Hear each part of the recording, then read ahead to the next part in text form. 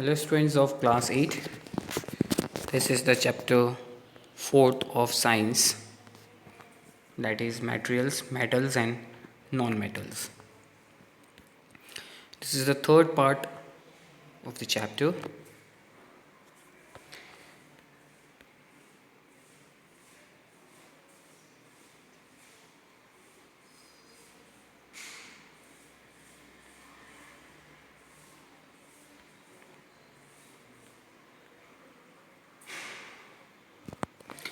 So in this chapter we will discuss the remaining topics of the chapter. Importance. Reaction of metals with acids that we have studied in these sections have important implication in our daily life. We use metallic utensils in our houses. When certain foodstuff with acid in them, especially pickles, curd and citrus fruits are kept in these utensils, there is a reactions between the acids in the foodstuffs and the metal. Metals की properties के बारे में हम discuss किए थे, metals की reactions के बारे में हमने स्टडी की है पार्ट सेकेंड के अंदर. तो पार्ट थर्ड में आ रहा है कि रिएक्शंस का यूजेस क्या है, मेटल्स की इंपॉर्टेंस क्या है, कि इंपॉर्टेंस मेटल्स की हमारी डे टू डे लाइफ में बहुत ज़्यादा रहती है. फॉर एग्जांपल अगर मैं यूटेंसिल्स की बात करूँ तो हमारे घर पे यूटेंसिल्स जो हैं वो मेटल्स के हैं, यानी बर्तन जो मेटल्स के बने हुए हैं. और अक्सर हम फूड स्टफ़ उसमें रखते हैं. अगर फूड स्टफ़ की बात की जाए, स्पेशली जैसे अचार है, पिकल्स, कर्ड, दही, कैटरस फूड, खट्टे फल, अगर हम मेटल में रख दें तो क्या होगा, वो रिएक्शंस करेंगे. एनवायरनमेंट में जो ऑक्सीजन है, वाटर वेपर्स है, मॉलिक्यूल्स, उनके साथ रिएक्शंस करेंगे और एसिड को फॉर्म करेंगे. वो एसिड फिर क्या करेगा, फूड स्टफ़ को पॉइजनस बनाता है, and that food is not good for our health. Sometimes these reactions result into the productions of toxic compounds. Iron, aluminium and copper container are prone to such attack by acids. इसलिए iron और special copper इन सब के बर्तनों में food stuff को इसलिए नहीं रखा जाता क्योंकि ये बहुत जल्दी रिएक्शंस करती हैं. Hence it is advised that food stuff with acid component should not be stored in the utensils made of these metals. Specially हम सारे फूड स्टफ की बात नहीं करें, कौन से फूड की बात की जा रही है जिसके अंदर एसिड कंपोनेंट्स हों, है ना. जैसे अचार है, अचार के अंदर विनेगर हम यूज़ करते हैं for the productions. Oil is, है ना. तो ये जो विनेगर है ये क्या करेगा, रिएक्शन करके एसिडिक इन फॉर्म बनाएगा फूड स्टफ को. बट रिएक्शन भी किसके साथ कर रहा है, जिस मटेरियल में या जिस कंटेनर में उसको रखा गया है. तो कंक्लूजन इज़ दैट कि जो एसिडिक कंपोनेंट वाले जो भी फूड स्टफ़ हैं उन्हें हम मेटल के कंटेनर में ना रखें.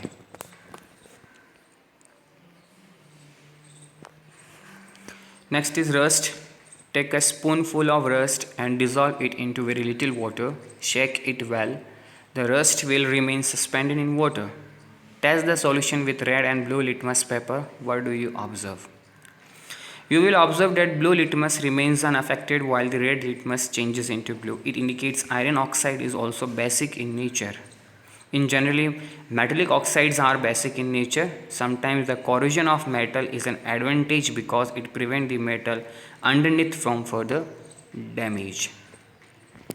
तो रस्ट आ रहा है, रस्ट जैसे जंग, जो लोहे पे जंग लग जाती है, कहा कि वो जंग थोड़ी सी उतारो और उसे लो, उसे हल्के से पानी में डालो. तो जो जंग होगी वो सस्पेंडेड होगी, यानी फ्रीली मूव करेगी वो पूरे पानी में. अब लिटमस पेपर के, तो लिटमस पेपर के बारे में हम डिस्कस कर चुके हैं in the previous part of the chapter. तो दो कलर्स आ रहे हैं, that is red and blue litmus paper. अब ये कहा कि अगर ब्लू लिटमस को अगर हम उस सॉल्यूशन में डालेंगे तो कोई चेंजेस नहीं होगा, लेकिन जो रेड लिटमस है पेपर है वो किस में चेंज होगा, ब्लू में चेंज हो जाएगा. तो इट मीन्स दैट कि जो सॉल्यूशन हमने बनाया, यानी जो आयरन ऑक्साइड है, जंग बनी तो किसकी बनी, आयरन की बनी है. ऑक्साइड क्यों बना, क्योंकि ऑक्सीजन के साथ रिएक्शन किया उसने, तो बन गया आयरन ऑक्साइड. तो जो आयरन ऑक्साइड है किस नेचर में है, वो बेसिक इन नेचर है. तो कॉरोजन क्या हुआ, बेसिक इन नेचर हुआ. तो ये एडवांटेजेस भी देता है कभी कभी, क्योंकि मेटल को अंडरनीथ यानी गहराई तक वो क्या करता है, उससे डैमेज होने से बचाता है. For example, the surface of aluminium is coated with the thin layer of aluminium oxide. जो एल्यूमिनियम मेटल है, एल्यूमिनियम की एक लेयर को किससे कवर किया जाता है, एल्यूमिनियम ऑक्साइड की कवर किया जाता है when exposed to the air. This protective layer protect the metal underneath from further damage. That is why object made of aluminum do not corrode. इसलिए जो भी सब्सटेंसेस या फिर जो भी ऑब्जेक्ट या जो भी यूटेंसिल्स एल्यूमिनियम के बने उनमें क्या नहीं लगता, जंग नहीं लगता है.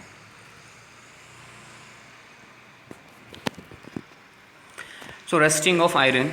Rusting is the term used for the corrosion of iron. ये टर्म किसके लिए इस्तेमाल किया जाता है? फॉर corrosion of iron के लिए. तो many metals corrode but only iron rust. Rusting of iron is a serious problem. Every year, enormous amount of money is spent to replace damaged iron and steel structures to protect them from rusting. When an iron object is left into moist air for a considerable time, it gets covered with a red-brown flaky substance called rust. This is called rusting of iron.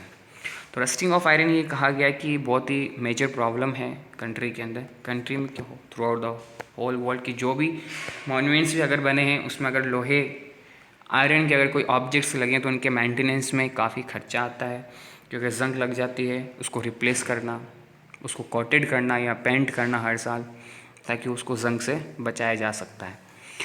तो ये जो red brown colour का iron का जो moisture यानी air के अंदर जो नमी है उसके साथ रिएक्शन करने के बाद में जो एक परत आती है लोहे के ऊपर जो हल्की सी रेडिश ब्राउन कलर में है, उसे क्या कहते हैं?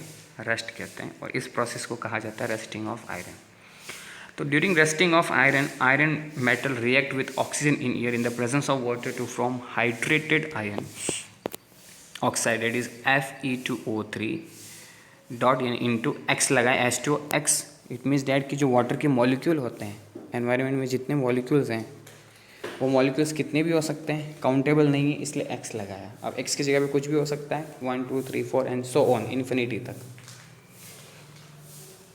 सो फॉर्मूला क्या हुआ? केमिकल फॉर्मूला रस्ट का Fe2O3 into XH2O. This is called a rust. The number of molecules of water X is not fixed. Rust forms on the surface of iron or steel. Unfortunately, it is a soft, crumbly substance. It soon flake off, then more iron rust.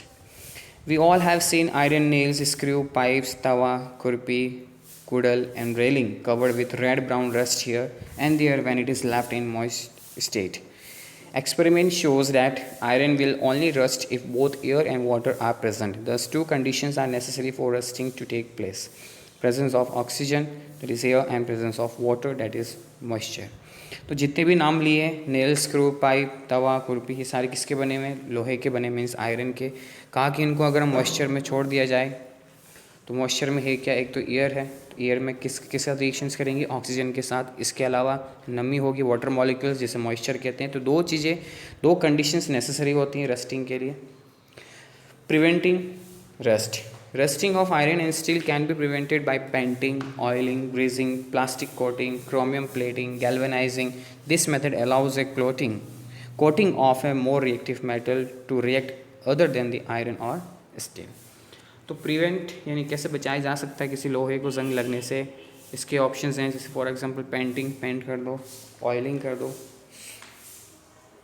जहाँ पे दो metals या bearings वगैरह है, अगर उसमें bearing में अगर बात करूँ मैं, वहाँ पे क्या लगाते हैं? ग्रीस लगाते हैं ताकि उस पर रस्ट ना लगे, स्मूथली वर्क करे वो. प्लास्टिक कोटेड भी होते हैं काफ़ी. लोहे के हैंडल हैं, जैसे तवे की बात करूँ उसके हैंडल में प्लास्टिक कोटेड भी आते हैं. इसके अलावा क्रोमियम प्लेटिंग चढ़ती है. स्टील है, उस पर क्रोमियम लगाया जाता है ताकि उसमें चमक आए. कुछ लोहे पे जिंक की प्लेट लगा देते हैं, उसे कहते हैं हम लोग गैल्वेनाइजेशन. तो this all methods is known as preventing rust. इसके अलावा जो मोर रिएक्टिव मेटल है, जैसे जिंक है, तो जिंक मोर रिएक्टिव है बाकी मेटल से. तो मोर रिएक्टिव मेटल को ही क्या किया जाता है? लेयर के फॉर्म में एक लेयर दूसरे मेटल के ऊपर उसकी लेयर चढ़ाई जाती है. Alloying. This method changes the properties of the metal. The oxides of these metals are insoluble in water and hence this suspension does not change the color of red or blue litmus paper. Alloy. किसी metal की property को change कर देना. कैसे? किसी एक metal को दूसरे मेटल के साथ मिक्सअप करवाना ही क्या कहलाता है? एलॉय कहलाता है. इसमें जो ऑक्साइड्स होंगे मेटल्स के, जो भी ऑक्साइड्स बनेंगे यानी ऑक्सीजन की रिएक्शन के बाद जो प्रोडक्ट बनेगा वो इनसॉल्युबल होता है वाटर पे.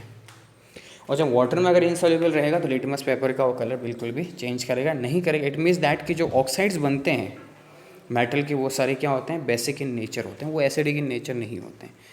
That is they react with acid to form salt and water as illustrated by the chemical equation. वो क्या फॉर्म करेंगे, सॉल्ट एंड वाटर को फॉर्म करेंगे क्योंकि वो बेसिक इन नेचर है. तो most of the metals react with oxygen to form their oxides. Some metals react rapidly with oxygen compared to other. That is, rate of reactions of different metals with oxygen is different. हर एक oxygen के साथ हर एक metal की अलग अलग rate है, यानी अलग अलग स्पीड है ऑक्सीजन के साथ रिएक्शन करने की, और हर एक मेटल ऑक्सीजन के साथ रिएक्ट करती है किस वजह से, किसके लिए, to form their oxides. Oxides of the metals sodium, potassium, calcium, magnesium are soluble in water. They turn red litmus blue and hence are basic in nature. Oxides of all metals dissolve in acid to form the respective metals, salts and water, and hence the oxides are basic in nature. तो सारे oxides जो हैं जितने metals के वो क्या है, basic in nature, जैसे कि हमने डिस्कस किया है. और वाटर सॉल्युबल्स कौन कौन से होंगे, किसके ऑक्साइड्स होंगे, सोडियम, पोटाशियम, कैल्शियम एंड मैग्नीशियम्स के. So one more topic we'll discuss here, the reactivity series. On the basis of vigorous of the reactions with the various chemical reagents such as oxygen, water and acid, as well as the displacement reactions, the metal have been arranged in a series in the decreasing order of their reactivity. This arrangement of metal in a series in the decreasing order of their reactivity is called activity or reactivity series of metal. कि बहुत सारे metal हैं, कौन सा metal किससे ज़्यादा reactive है. जैसे फॉर एग्जांपल स्कूल के अंदर जो असेंबली में लाइन हम बनाते हैं तो क्या करते हैं, हाइट वाइज खड़ा करते हैं, स्टूडेंट्स को हाइट वाइज खड़ा किया जाता है. इसी तरह से मेटल्स को भी क्या किया गया है, उनकी रिएक्टिविटी के अकॉर्डिंग अरेंज किया गया. तो रिएक्टिविटी कैसे अरेंज किया गया, इन डिक्रीजिंग ऑर्डर, राइट, बड़े से छोटे क्रम, यानी जो हाई रिएक्टिविटी एलिमेंट है उसको सबसे ऊपर रखा गया, फिर उससे कम, फिर उससे कम, एंड सो ऑन. ये सीरीज चलती जाती है. तो जो अरेंजमेंट आ रहा है डिफरेंट मेटल्स का according to their reactivity in decreasing order is known as reactivity series of the metals.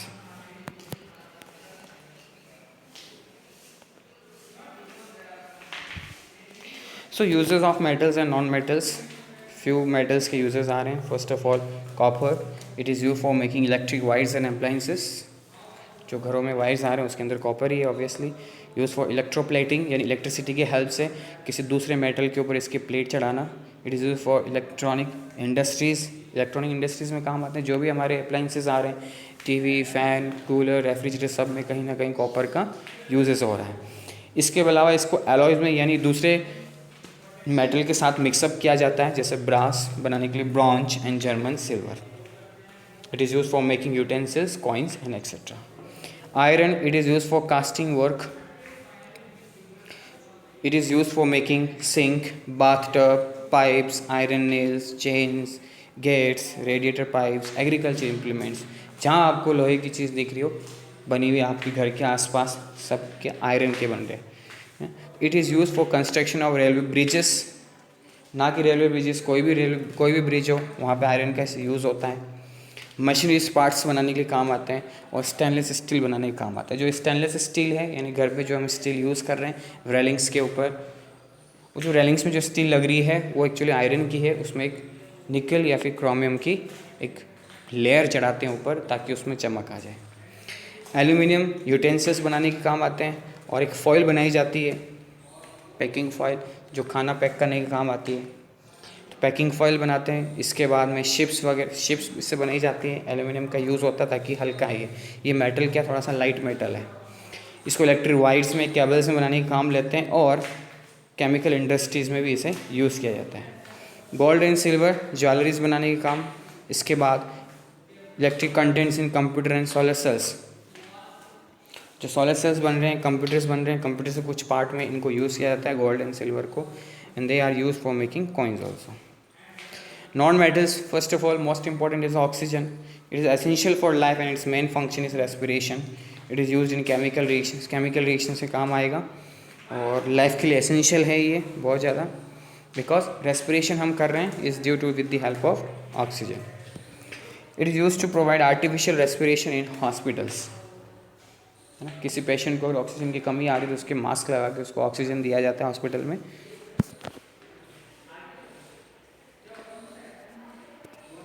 Nitrogen. It is in the form of nitrates and nitrates which are used by plants for their growth. Nitrogen को nitrates के form में हमें मिलता है ये, और nitrates के form में जब मिलता है तो इसको प्लांट कौन यूज़ करते हैं? प्लांट यूज़ करते हैं सॉइल के अंदर। ये मिलेगा कहाँ से उनको? फर्टिलाइजर्स के फॉर्म में, या फिर एनवायरनमेंट में जो नाइट्रोजन है उसको बैक्टीरियाज क्या करते हैं? नाइट्रेट्स में बदल देते हैं। तो it is use for making fertiliser also. Chlorine की बात की जाए, it is use to purify water as it kills germs.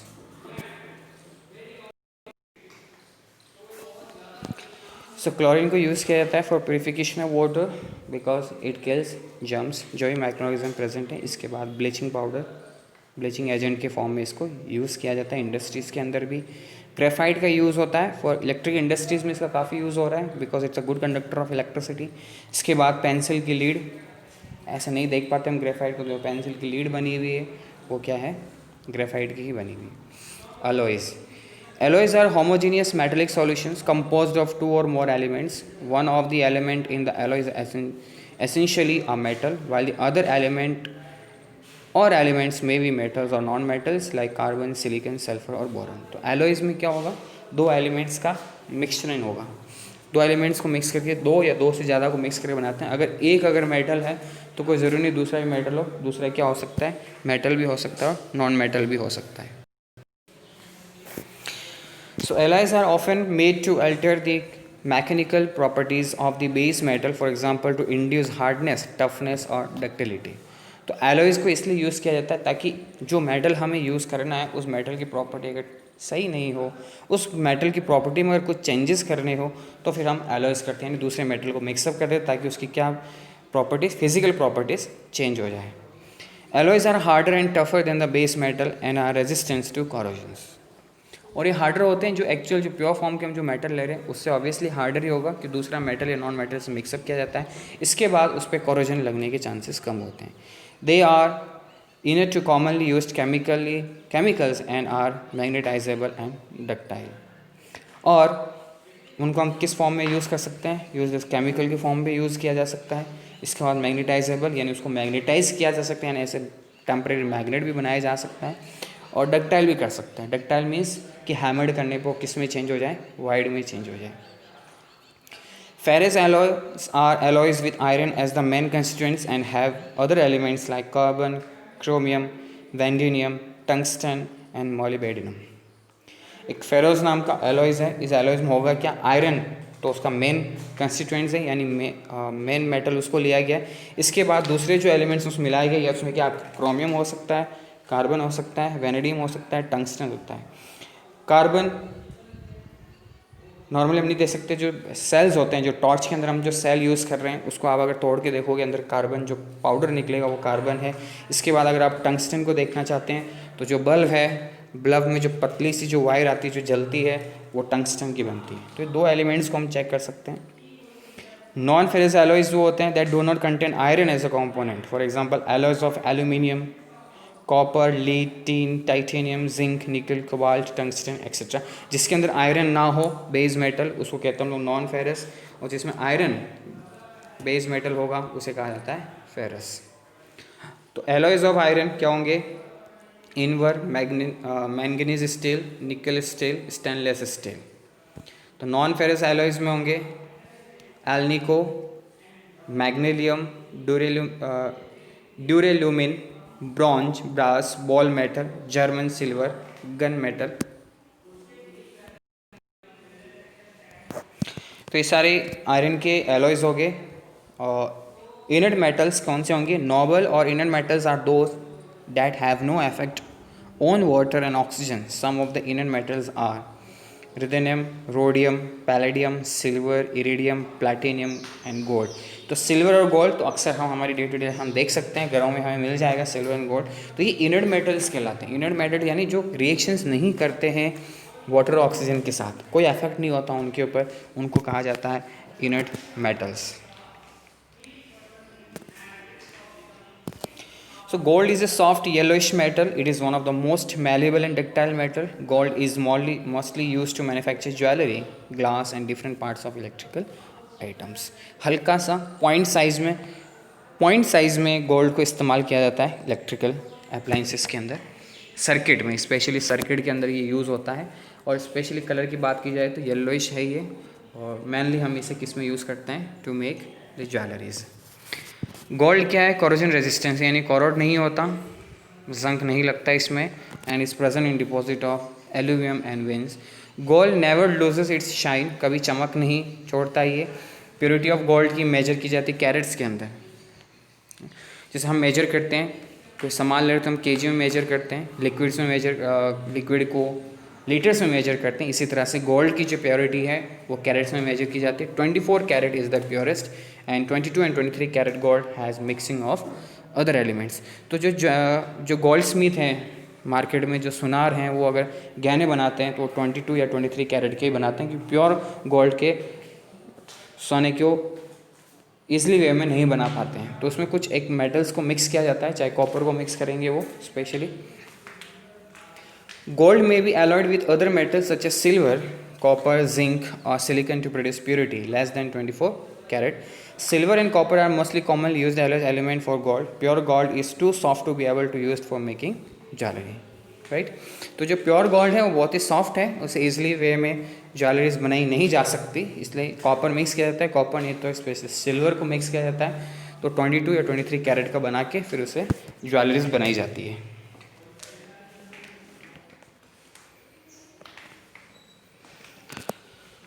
So with this map we can understand more about the metals and know the known metals. So केवल अगर chemical non metals की बात की जाए, इसकी केमिकल प्रॉपर्टी आप arrow देखोगे तो ऊपर जा रहा है, रिएक्शन विथ सॉल्ट सॉल्यूशंस। अगर ऑक्सीजन के साथ रिएक्शन करी तो क्या बनाएगी, एसिडिक इन नेचर बनाएगी, या फिर न्यूट्रल्स ऑक्साइड्स बनाएंगी। और नॉन मेटल्स की यूजेस की बात की जाए तो oxygen is use for breathing, chlorine use for purification water, phosphorus is used in crackers, पटाखों के अंदर जो पाउडर आता है फॉस्फरस का यूज़ होता है। फर्टिलाइजर्स के अंदर यूज़ करते हैं हम लोग पोटेशियम। इसके बाद फिजिकल प्रॉपर्टी की बात की जाए तो क्या है, जैसे कि हमने पहले पार्ट में हमने डिस्कस किया था, that is known as non ductile first of all.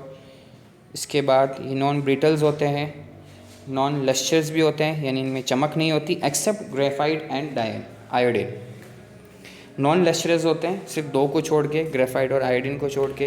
ये सॉफ्ट होते हैं, लॉट डेंसिटी होती है, इनकी स्ट्रेंथ कम होती है, ब्रिटल नहीं होते हैं ये, यानी इनको हैमर्ड करने पे ये शीट में चेंज नहीं होते, टूट जाते हैं। नॉन मेलेबल है, नॉन सोनोरस है, यानी साउंड प्रोड्यूस नहीं करते हैं, बट ये तीनों स्टेट में मिल सकते हैं हमें, सॉलिड, लिक्विड एंड गैस के स्टेट में मिल सकते हैं। And this is about the metal. Same chart non metals के लिए और मेटल्स। यहाँ पे एक रिएक्टिविटी सीरीज़ बताई गई, देखो आप, lithium, potassium, Ka, Na, Ca, Mg, Al, aluminium, zinc, iron, scandium. तो यहाँ जो प्रॉपर्टीज़ है जैसे मेटल्स, वहाँ पे भी केमिकल प्रॉपर्टी थी, रिएक्शंस किसके साथ करते हैं। फिजिकल प्रॉपर्टी की यहाँ बात की जाए तो लस्चरस भी हैं, ये मेलेबल हैं, डक्टाइल है, सोनरस हैं, गुड कंडक्टर हैं इलेक्ट्रिसिटी के।